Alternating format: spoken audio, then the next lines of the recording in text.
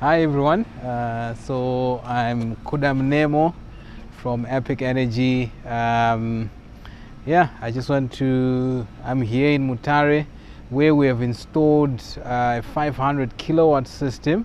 So we just want to go through it, give you a bit more information, so that if you are interested in commercial projects, you can consider us as you do your setup. So we'll go through the system, show you everything, what we installed and how it's all interconnected to make this gigantic system that is powering a warehouse here in Mutare. And if we don't get to catch up, I just want to wish you happy holidays, drive safe and be safe out there. But do follow us and check on our work. We provide a lot of tips and ideas as it comes to, so we up the loads of that capacity. And so as you can see, this is the setup that we have. So we have our load breakers, we have our grid input, and we have our battery here. You can also integrate this setup to make it an on-grid with a generator involved as well. Then we also have our LED for setting it up and configuring the system. So with this setup you can actually do remote monitoring of the entire unit offsite. You're able to change settings, you're able to restart the unit if need be. So this is able to restart the unit if need be. So this is the first section. So moving to the other space in here. So this is more of our, this is where everything is interlinked. The inverter and the battery array, which I will show you shortly. So this is our display. Currently this system is running off grid.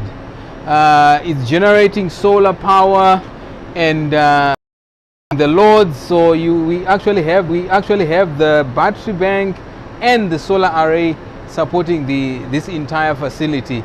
We switched off the power just to make sure we run it with foolproof.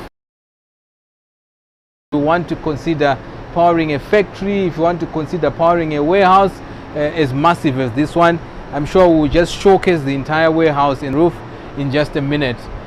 So it also goes to power up the solar array on the roof through our firefighter suppression system. I'll explain that technology in a bit, but to go through the UPS. So this UPS here, it powers the fire suppression unit, which is within this container.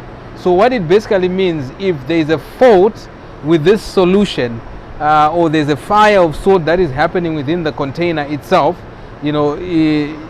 automatically it releases some gas to make sure it shuts off, because this is a massive unit with a bigger battery bank. So you always then want to make sure you have a fire suppression unit to safeguard against fires, against over voltage and things like that. So everything is integrated through this display. If that firefighter is not on, automatically you can't switch on this unit. So when we're switching it on, we have to make sure this UPS is operational and the firefighter system is operational, so that it gives us a green light to say now we are good to go to switch on the inverter. Then the system starts operating, but beyond that you can't run the setup. So just to showcase part of our battery bank. So here is the battery bank. So this compartment and behind the back side of the container, we have 4 clusters of the battery bank. This is amounting to 802 kilowatt hours, which is a lot of capacity for evening use. You can actually run a load of about 50 kilowatts consistently overnight without this battery bank switching off. So what it means is that if you are going to reduce your load, to cut it by half, maybe 25, you are expecting a holdover of 2 to 3 days. Let's say there's no good sun outside. So so this is our setup here. As you can see, this is cluster number 1, cluster number 2. The green light, it shows that the battery bank is functional, and we do have an inbuilt air conditioning system. So this is what cools down the battery, because as it charges, you can hear that sound here. It means it's just trying to generate some air to cool down the batteries. So let's just make sure this is closed right here. So behind us again, there's 2 more clusters of this battery bank. So let's just go behind so that I can also showcase what we have. So here we also have our MPPTs for charging batteries. So this is another back end door. We are not going to open it, but this is where the other battery bank is set up, the other 2 clusters. So if you follow me here, what we have right here is our end of this site. Currently, I think they are operating at about 100 kilowatts load, but once the property is fully functional, recommend load management in those aspects. So just to go through our MPPTs, so right here we have 2 MPPTs, 9 sets that are feeding here to make the 370 kilowatt power.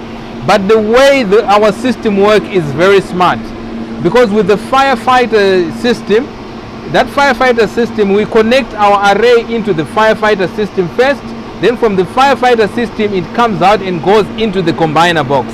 So the only way the DC power is generated is when the firefighter system gets an AC power. That AC power is generated by this container. So basically what it means, the moment the inverter shut down and there's no AC power going to the top to energize the firefighter solution system, it basically means that the combiner box are not going to produce any power. So it's necessary, especially if there's a fire, if there are any surges that may happen, automatically the solar array disconnects, and also the battery bank also disconnect. So this unit is linked up with the firefighter system.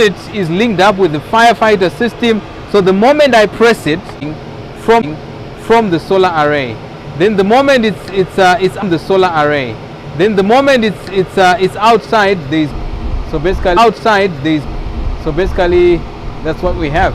So thank you very much. That's what we have. So thank you very much for joining us for this